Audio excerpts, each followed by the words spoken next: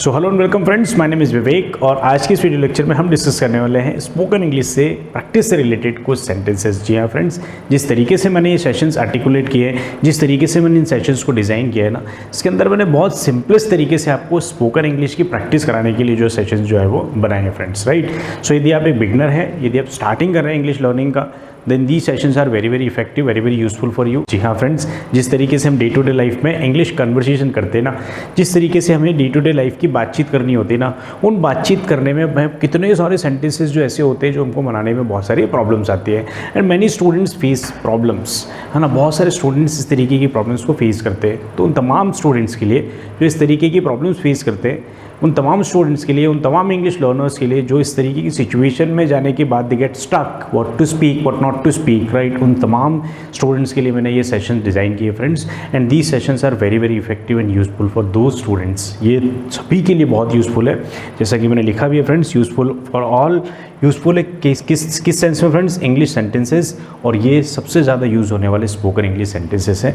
तो किस तरीके से फ्रेजेस से सेंटेंसेस आपको बनाने हैं फ्रेंड्स, देखो बहुत ज़्यादा ग्रामर को लर्न करने की ज़रूरत नहीं है इसके अंदर, जस्ट फ्रेजेस है। फ्रेजेस से रिलेटेड मैंने कुछ सेंटेंसेस बनाए हैं, आपको प्रैक्टिस करने के लिए कुछ सेंटेंसेस दिए हैं। उन सेट ऑफ सेंटेंसेस के यदि आपने ठीक से प्रैक्टिस किया and you have the power, आपके पास भी वो पावर है कि आप इसको आर्टिकुलेट कर लो, उसको लर्न कर लो, और उसके बाद आप अपने सेंटेंसेस फ्रेम कर सकते हो। सो आपकी सिचुएशन में किस तरीके के सेंटेंसेस आपको बनाने, वो मैं सेट ऑफ सेंटेंसेस का जो पैटर्न आपको बता रहा हूँ फ्रेंड्स, उस पैटर्न से आप डिराइव कर सकते हो, right. And in this way imitate करके आप अच्छा इंग्लिश स्पीकर बन सकते हो। So let's get started. आज की इस वीडियो लेक्चर में पहला जो फ्रेज है friends, and that phrase is as if. As if बहुत ही ज़्यादा यूज़ होने वाला फ्रेज है friends, day to day life में, रूटीन इंग्लिश में, डेली इंग्लिश में इतना ज़्यादा यूज़ होने वाला फ्रेज है फ्रेंड्स कि यदि आपने इसके ऊपर अपनी कमांड कर ली, इसको आपने समझ लिया कि किस कॉन्टेक्स्ट में इसको आपने यूज़ करना है, सो बिलीव मी, आपकी इंग्लिश भी एक नेक्स्ट लेवल पर पहुंच जाएगी और आप भी बहुत अच्छे से इसका प्रैक्टिस कर सकते हो। जितना प्रैक्टिस करोगे फ्रेंड्स,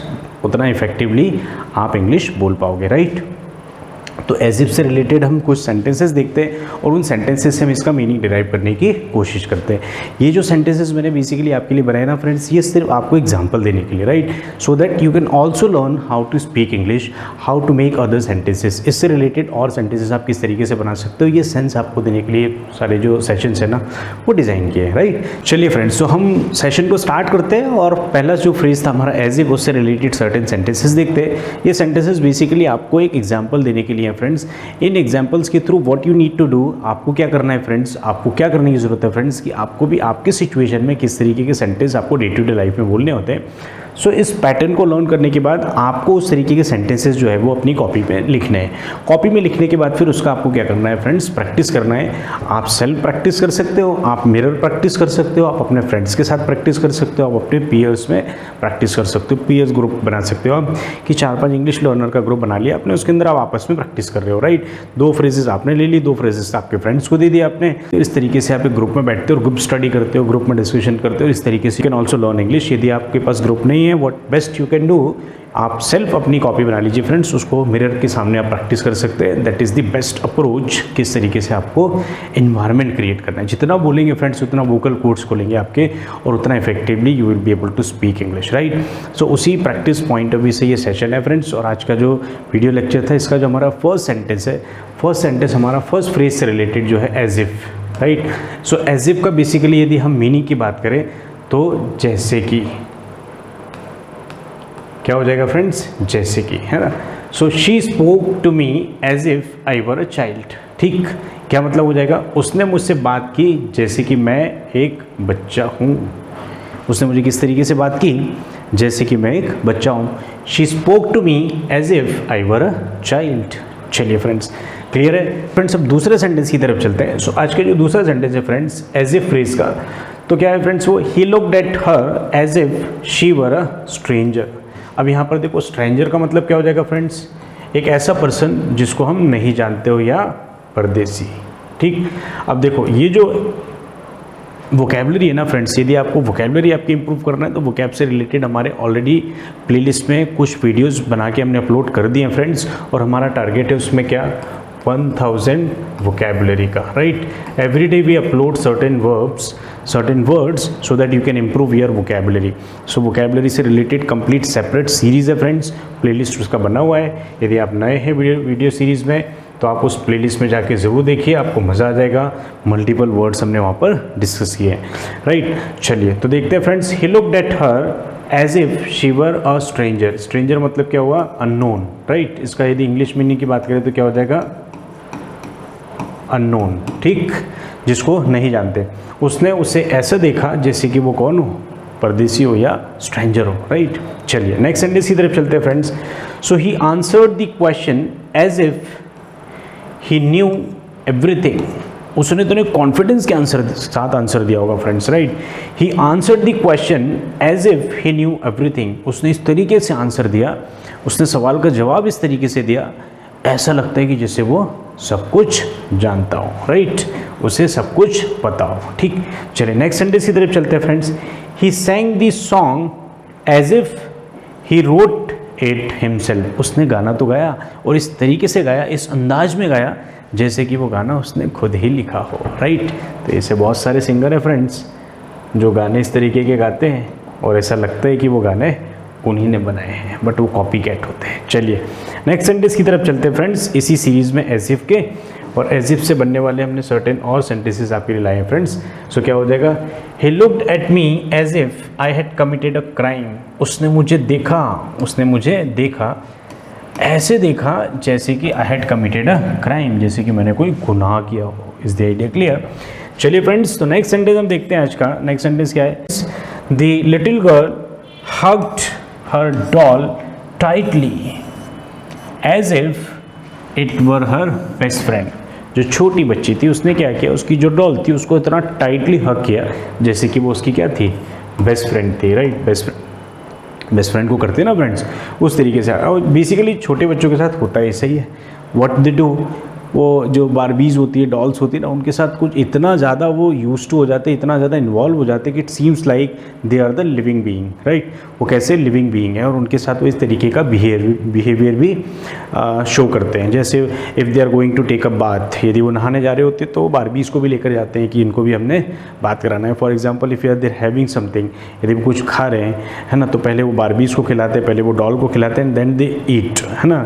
इसी तरीके सिमिलरली यदि आपको अभी समर टाइम में जैसे फॉर एग्जांपल कोई कोल्ड ड्रिंक लेकर आता है ना, कोई आइसक्रीम है, कुछ इस तरीके से जो कोल्ड पदार्थ है ना, वो सब सबसे पहले किसको देते हैं फ्रेंड्स? बारबीज या डॉल को देते हैं, and then they take it, right. इस तरीके का बिहेवियर छोटे बच्चे रिफ्लेक्ट करते हैं। यदि आपके घर में छोटे बच्चे हों तो आप इस तरीके की चीज़ों को आप एनालिसिस कर सकते हो, ऑब्जर्वेशन आपका ला सकते हो यहाँ पर, ठीक।